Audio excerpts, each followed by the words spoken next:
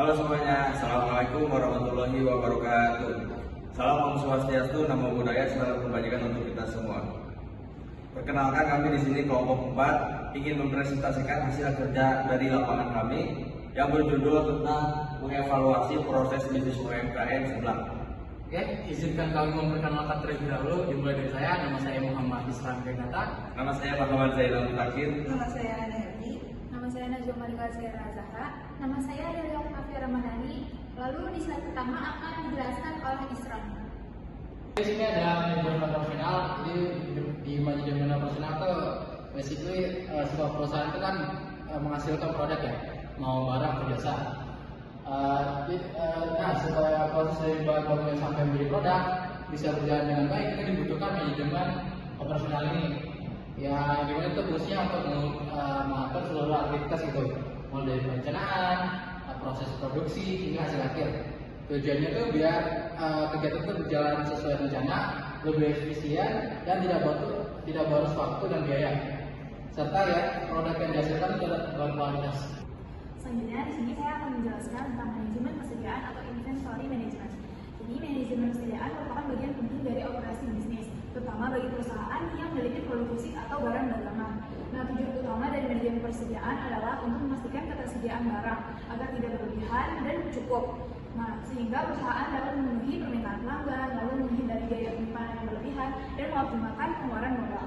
Nah, dalam kegiatan manajemen persediaan UMKM sebelah seruput ini selalu memastikan ketersediaan barang dengan membeli bahan baku sesuai dengan permintaan pelanggan per harinya. Nah, tujuannya agar ketersediaan bahan baku selalu cukup, tidak kekurangan dan tidak kelebihan. Lalu mengurangi bahan baku yang terbuang, menghindari biaya yang berlebihan dan memenuhi permintaan pelanggan. Selanjutnya di slide ini adalah metode penelitian.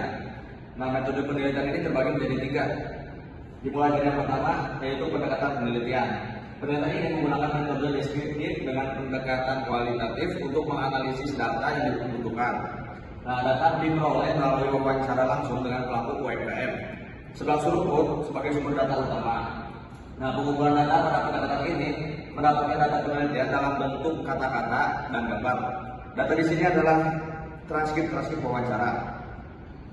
Selanjutnya di metode yang kedua yaitu teknik pengumpulan data. Nah, kualitas pengumpulan data berkenaan dengan metode yang tepat yang digunakan untuk mendapatkan informasi yang diperlukan. Di dalam pelaksanaan pengumpulan data yang diperlukan dalam penelitian ini menggunakan metode wawancara. Proses wawancara dilakukan dengan menghampiri langsung ke tempat penjualannya. Setelah data diterima, kemudian dilakukan pengolahan data. Di metode yang terakhir ada waktu dan lokasi, yaitu waktu penelitian yang pertama. Rangkaian kegiatan penelitian ini dilakukan dengan kurun waktu kurang lebih dari 3 minggu. Nah, periode tersebut mencakup tahap persiapan, pengumpulan data melalui wawancara dengan pemilik usaha, hingga tahap pengelolaan data dan penyusunan laporan akhir. Selanjutnya ada lokasi penelitian. Nah, penelitian ini dilaksanakan pada unit usaha mikro, kecil, dan menengah atau UMKM yang bergerak di bidang kuliner, yaitu sebelah seruput yang terdapat di depan kampus Pakuan. Nah, lokasi penelitian secara spesifik bertepatan di Jalan Pakuan, nomor 41, RT 2, RW 0, Kelurahan Tegalega, Kecamatan Bogor Tengah, Kota Bogor, Provinsi Jawa Barat. Selanjutnya di sini saya akan menjelaskan tentang profil usaha pada UMKM sebelah. Dan di sini itu ada profilnya, yang pertama itu tentu nomor usahanya itu sebelah seruput. Kemudian yang kedua itu alamatnya itu di dekat Pakuan, Universitas, yaitu di Jalan Pakuan nomor 41 RT 2 RW 6 di Bogor, Jawa Barat. Kemudian yang selanjutnya ada nomor telepon. Cuma telepon itu tidak ada. Kemudian itu ada media sosial atau media sosial, yaitu bisa dicari di Instagram, yaitu sebelah titik seruput. Kemudian yang selanjutnya itu ada jenis usaha. Itu jenis usaha itu kuliner namanya, di mana di dalamnya itu menjual makanan dan berbagai minuman. Kemudian selanjutnya di sini ada struktur organisasi dan produk pada UMKM sebelah. Itu yang pertama itu pemilik usaha atau owner dari sebelah seruput. yaitu bagaimana bertanggung jawab atas perencanaan bisnis dan modal, yaitu dengan melakukan pengadaan bahan baku utama purchasing setiap minggunya, seperti membeli per bulk untuk bahan. Kemudian nanti itu ada bagian produksi atau juru masak, yaitu tentunya bertanggung jawab dalam pengolahan bumbu halus dan bahan baku menjadi siap saji untuk produk yang akan dijual. Kemudian yang terakhir itu ada bagian pelayanan dan kasir, bagaimana menangani pesanan itu langsung maupun pesanan melalui platform daring atau online. Itu biasanya bisa ditemui seperti di Grab, di Gojek gitu. Nah, di slide selanjutnya adalah klasifikasi bahan baku dan sumber pasokan. Pada slide ini dijelaskan bahwa bahan baku yang digunakan dalam kegiatan produksi 11 seruput UMKM dijelaskan menjadi 3 bahan. Nah, yang pertama adalah bahan baku utama, yaitu bahan yang menjadi komponen utama produk seperti kerupuk seblak yang digunakan sebagai bahan dasar. Nah, di bahan baku kedua yaitu bahan baku pendukung, yaitu bahan yang berfungsi untuk menambah cita rasa dan kualitas produk. Contohnya seperti minyak dan telur. Lalu di bahan baku yang ketiga yaitu bahan baku pelengkap, yaitu bahan tambahan yang melengkapi produk seperti cabai, bumbu, dan topping lainnya. Nah, sumber pasokan bahan baku diperoleh dari pemasok lokal dan toko grosis sekitar, sehingga lebih memudahkan dijangkau dan biaya distribusi area ditekan, jadi lebih murah. Selanjutnya cara menghitungnya ini bisa dilihat ada rumusnya. Jadi rumus dari kita ada akar 2 dikali D itu adalah kebutuhan per bulannya, terus dikali S itu adalah biaya besarnya ada dibagi sama H, biaya simpannya. Ini ada data tadi tinggal dimasukkan aja ke rumusnya dan mendapatkan hasil akhir yaitu sebesar 45 kg. Oke, selanjutnya sini ada analisis kuantitas pesanan ekonomis atau ERP. Jadi data ERP ini dihitung berdasarkan data parameter bulanan dan diambil dari bahan baku utama yaitu kerupuk mentah. Bisa dilihat sini ada kebutuhan per bulannya itu UMKM membutuhkan kerupuk mentah 100 kg per bulan. Terus biaya pasarnya di sini biaya pasarnya itu mencakup biaya transportasi dan waktu pembelian ke pasar diasumsikan sebesar 50.000 per sekali pesan. Yang terakhir sini ada biaya simpan. Jadi biaya simpan ini terdiri dari harga kerupuk mentahnya yaitu 25.000 kg. Terus biaya simpannya itu 20% dan harga beli dikali aja sehingga mendapatkan hasil itu 5.000 kg. Dan cara perhitungnya dan di sini bisa dilihat analisis hasilnya berdasarkan perhitungan yang tadi. Jumlah pemasukan kerupuk mentah yang paling efisien adalah sekitar 45 kg setiap kali pemesanan. Jadi dengan kebutuhan rata 100 kg per bulan, jadi pemesan ini disarankan buat melakukan 2-3 kali pesanan dalam 1 bulan. Nah, selanjutnya di saat ini saya akan membahas tentang proyeksi kebutuhan bahan baku di masa depan atau disebut dengan forecasting. Peramalan atau forecasting adalah aktivitas untuk mempersiapkan atau memprediksi apa yang akan terjadi di masa yang akan datang.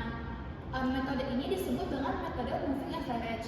Jadi metode ini bekerja dengan mengambil proyeksi dari data serial atau dari data masa lalu yang kemudian dihaluskan untuk mendapatkan sebuah nilai. Perkiraan metode berikutnya adalah nilai perkiraan didapat dari rata-rata nilai observasi terbaru atau data aktual.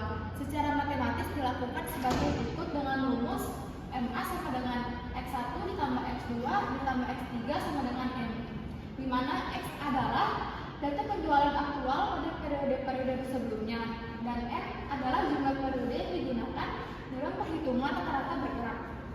Selanjutnya di sini UMKM Subak Serput menerapkan forecasting atau prediksi kebutuhan bahan baku di masa depan dalam merencanakan jumlah produksi dan persediaan bahan baku agar sesuai dengan permintaan pelanggan dan menghindari kelebihan atau kekurangan produksi. Nah, dengan menggunakan metode peramalan, pemilik UMKM Subak Serput ini dapat memperkirakan penjualan pada periode mendatang berdasarkan data penjualan sebelumnya. Nah, karena di sini kita pengen nyari prediksi kebutuhan bahan baku di minggu keempat. Jadi di sini ada tabel jumlah produksi di minggu 1, 2, dan 3 dan ada porsinya juga yang terjual. Nah, rumusnya itu ada MA sama dengan S1 tambah S2 tambah S3 dibagi 3. 3 ini N atau periode yang ada di situ. Lalu yang X ini adalah per minggunya, porsi yang terjual dalam minggunya. Nah, perhitungannya itu 300 tambah 320 tambah 310 dibagi 3, yaitu 310. Jadi pada minggu keempat prediksi kebutuhan bahan baku di periode keempat sebelah seruput ini adalah 310 porsi. Lalu di sini saya akan menjelaskan tentang perawatan supplier atau supplier relationship management. Segmentasi supplier yaitu membagi pemasok ke dalam kategori tertentu untuk mempermudah koordinasi operasional perusahaan dalam praktiknya. Perusahaan mengelompokkan mitra mereka menjadi 3 bagian utama berdasarkan jenis bahan baku dan tingkat kepentingannya. Seperti gambar di bawah ini, yaitu di kategori pertama itu ada pemasok utama atau grosir. Jenis bahan bakunya itu ada kerupuk herbal, bumbu halus, dan dumpling cuanki. Lalu frekuensinya itu mereka menggunakan frekuensi mingguan. Lalu prioritas hubungannya sangat tinggi, berfokus pada harga grosir dan ketersediaan bahan stok. Lalu yang kedua itu ada kategori pemasok bahan segar dengan jenis bahan baku seperti ayam, ceker, tulang, dan telur. Lalu mereka frekuensinya dalam 2-3 kali seminggu dengan prioritas hubungan sangat tinggi, yaitu berfokus pada kesegaran dan ketepatan waktu. Lalu yang ketiga itu ada pemasok darurat seperti bahan yang mendadak habis. Mereka berfrekuensi dengan insidental dengan prioritas hubungan fungsional, yaitu menjaga hubungan baik agar bisa mendapatkan akses cepat saat stok habis.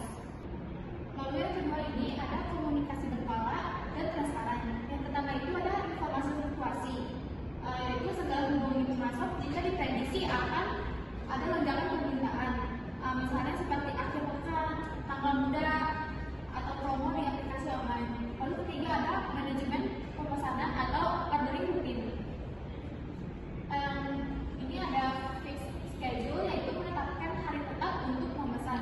Misalnya setiap hari Senin agar supplier bisa menyiapkan stok herbal lebih awal. Lalu yang keempat ini ada loyalitas dan pembayaran. Ada pembayaran tepat waktu, yaitu cara terbaik untuk merawat supplier. Supplier akan lebih memprioritaskan stok untuk pelanggan yang pembayarannya lancar. Lalu terakhir yang kelima ada rencana kontingensi atau mitigasi resiko. Ada pendekatan yaitu tetaplah mencari hubungan baik dengan toko retail atau warung di sekitar dalam kondisi harganya mungkin sedikit lebih mahal dibanding pasar. Mereka berfungsi sebagai penyelamat agar operasional dalam kondisi darurat atau kasus produksi. Selanjutnya di slide ini ada flowchart, yaitu slide ini menjelaskan tentang pengadaan bahan baku utama pada sebelah seruput. Nah, proses dimulai dari data penjualan yang kemudian digunakan untuk forecasting atau peramalan permintaan. Nah, dari hasil tersebut, dari hasil peramalan dilakukan perencanaan kebutuhan bahan baku. Selanjutnya dilakukan perhitungan EOQ, yaitu Economic Order Quantity. Nah, gunanya yaitu untuk menentukan jumlah pembelian yang optimal agar biaya persediaan lebih efisien dan tidak terkemungkan. Nah, selain itu dilakukan pengecekan stok di gudang. Jika stok mencukupi, proses produksi dapat dilakukan berjalan secara langsung. Namun jika stok yang di gudang habis atau tidak mencukupi, maka dilakukan pemesanan ke supplier utama. Nah, bahan baku utama datang kemudian digunakan untuk proses produksi setelah dan diakhiri dengan pengelolaan hubungan dengan supplier agar ketersediaan bahan baku utama tetap terjaga. Baik, yang terakhir di sini saya akan membacakan atau menyimpulkan kesimpulan dari UMKM kami yaitu sebelah seruput, di mana dalam pengkajian ini menunjukkan bahwa kebutuhan bahan baku UMKM sebelah seruput itu melalui situasi antara hari biasa dan hari ramai. Nah, sehingga diperlukan rencana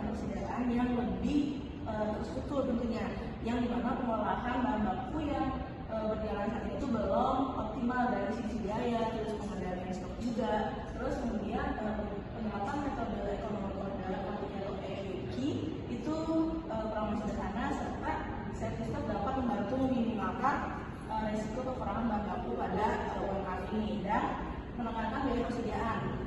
Selain itu juga penguatan hubungan dengan pemasok dan penerapan strategi backup itu supaya berperan penting dalam menjaga kelancaran operasional dan stabilitas usaha pada UMKM.